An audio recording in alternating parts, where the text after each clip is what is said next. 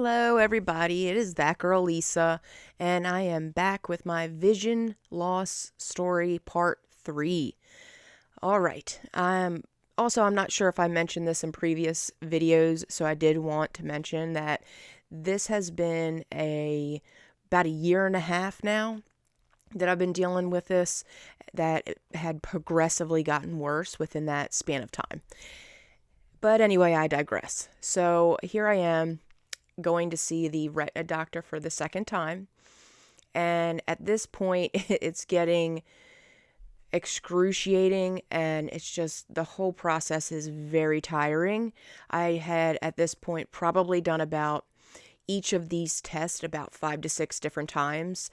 You got to stare down this tunnel type of machine, and click with my hand on this button every time I see a light pop up in my peripheral vision. It's called the field test or something.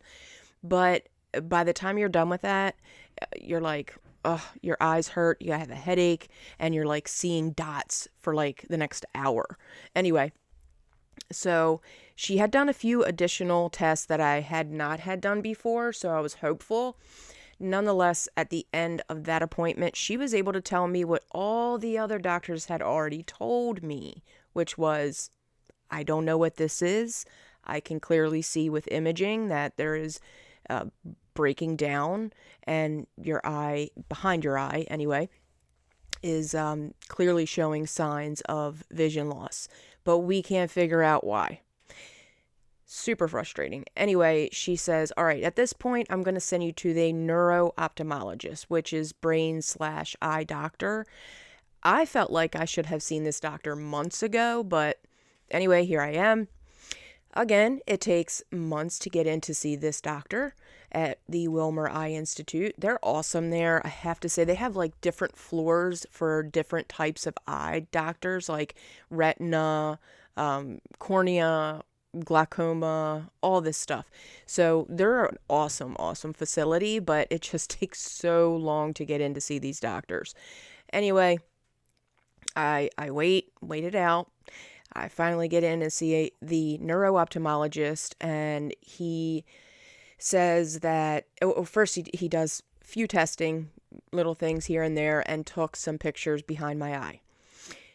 I guess he's able to do some kind of imaging or pictures or testing that other doctors were not able to do, or maybe they just can't read those kinds of tests. I'm not sure.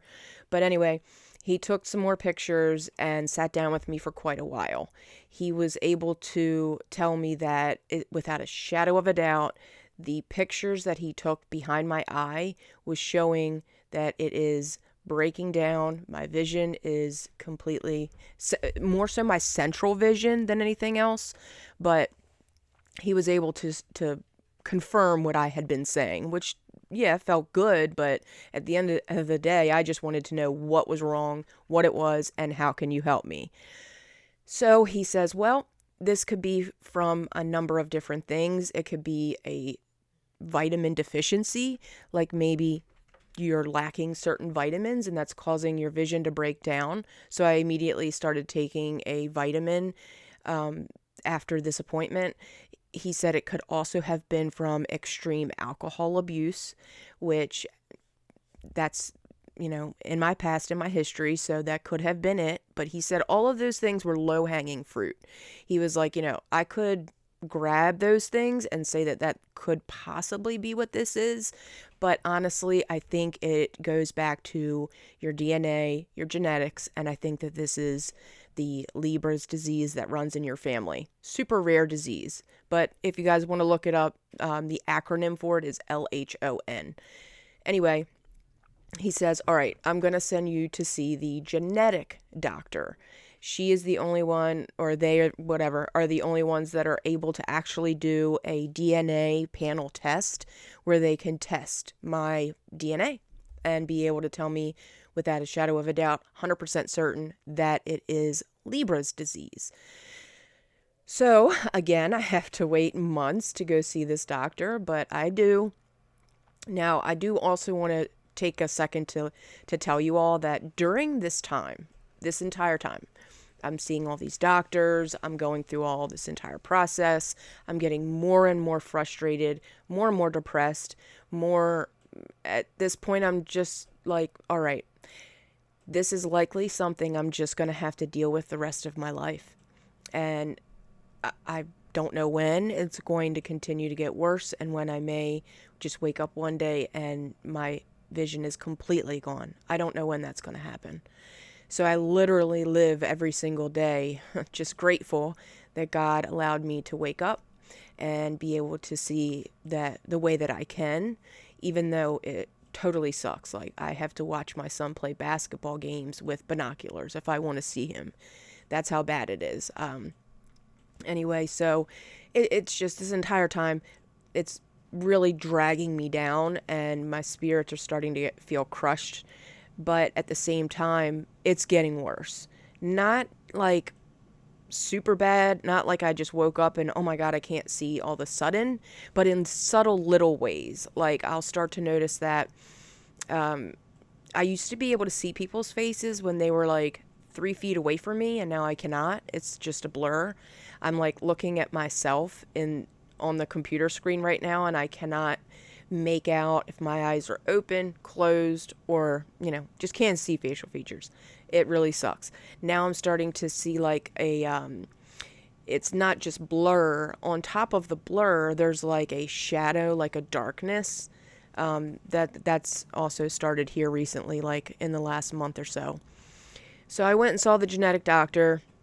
I was like in her office for well over an hour, going over and digging into all of my family history with vision and, explaining all of these things. She was very informative, let me know about the types of DNA that we get from our mom versus our father, blah, blah, blah. She was super helpful, though, when it came to Leber's disease, because not many doctors really know about it. It's that rare. But she knew all about it, so that was very helpful. Now, she took the little DNA swab thing, and we were able to get my DNA and ship it off to a lab. I honestly, right now, I'm waiting to get that test result back. I should hear back here in the next week or so. But she's, pushing me towards it's going to end up being Leber's disease. That's the only thing that makes sense right now. So that's where I'm at. It is extremely difficult to make these videos and to, especially if there's any editing involved or anything like that, it is very, very difficult because I can't see. So I hold up a magnifying glass or an app on my phone that has a magnifying glass up to the computer so I can try to attempt to see, or I have someone help me. By the end of it, I usually have an extremely bad headache just because I'm straining so bad to try to see. But like I said, I wake up every day blessed that I don't open my eyes to complete darkness, which may happen one day. There's lots of people in my family that have this problem and this disease.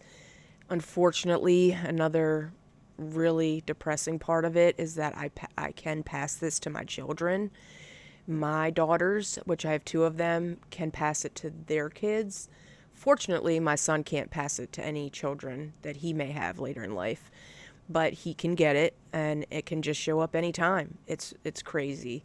Never thought I would be on this kind of crazy health ride that I've been on for the last few years. At the same time, trying to battle a addiction and alcoholism and battle that every single day, just waking up and not drinking and not using drugs and staying clean and working and being a mom and just all the stresses of life that come at you constantly and the literal crazy upside down world we currently live in. Like, it's insane. But that's where I'm at. Of course, as soon as I hear from the doctor and get an update, I will post a video.